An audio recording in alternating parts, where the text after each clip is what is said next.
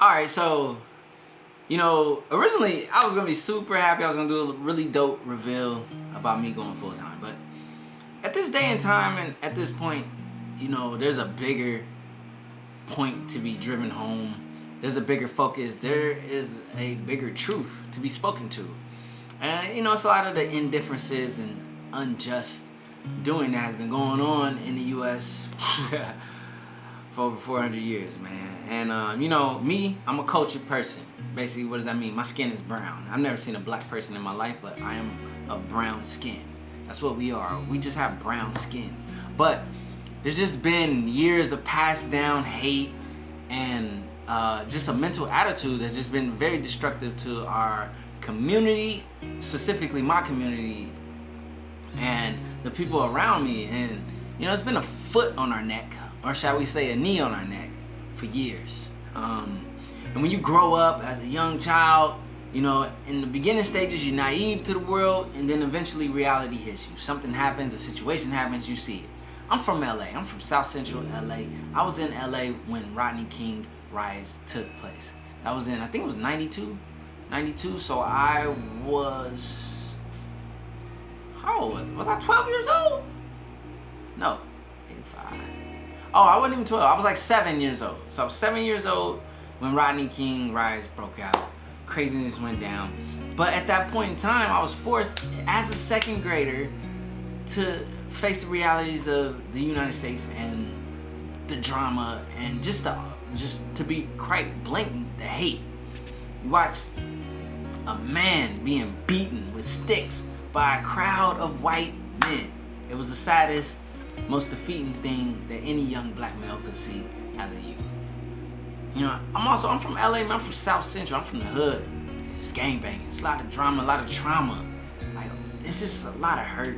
And on top of that, you have a lot of racist LAPD police officers. I'm not saying all of them are, but there are a lot. I'm talking about like really shady, a lot of corrupt things happening. But in our communities, this becomes the norm. So I'm thankful that now a bigger light has been shed on the situation, since everyone has a lot more time to focus. You're not in your common life since the world just broke up and took a pause with quarantine, and everyone was able to finally sit back and see what is really going on. So it's been hard for me to create content until I was able to at least voice this. I can't just keep going on without addressing it. So I just have to speak to it. I have to speak to the truth. I'm not gonna sit here and hit you with a ton of stories. Maybe I will though. If y'all want it, I could do a live stream and I could talk about it. I could talk about real life occurrences and stuff. But I think it's for each of you, regardless of whatever culture, whatever skin color you have, to go out and find out what's really going on. Educate yourself.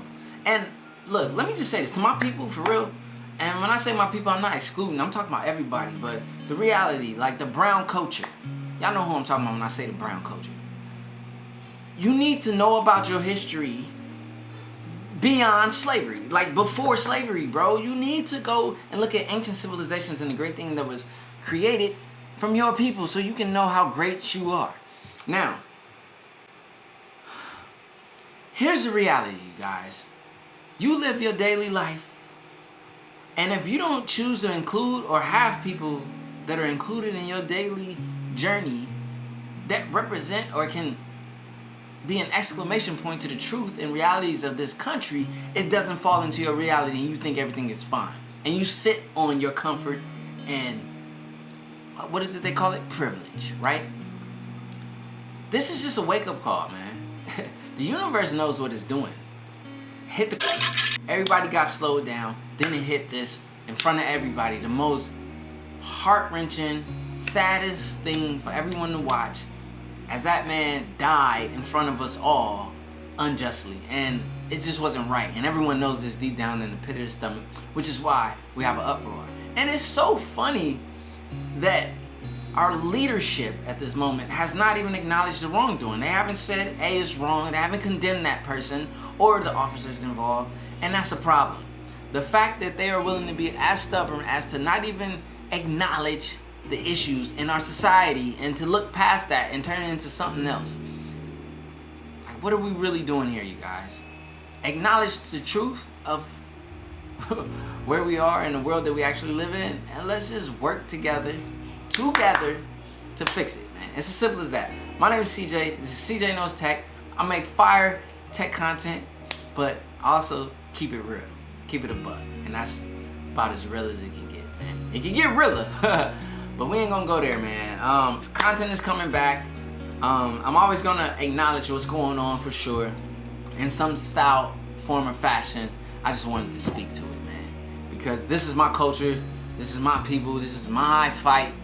But it's our fight, actually. It's not my fight. No, it is not. This is our fight. I love what Steve Nash said, because he's putting the weight on the shoulders of the race and the people that have actually put this in place.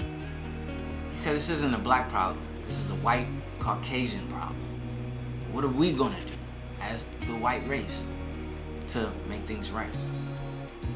And to my brown race out there, what are we gonna do to better ourselves, to strategically place ourselves in a position to be well educated, well knowledgeable, and well mobilized in our movements? Peace, love, Black lives do matter.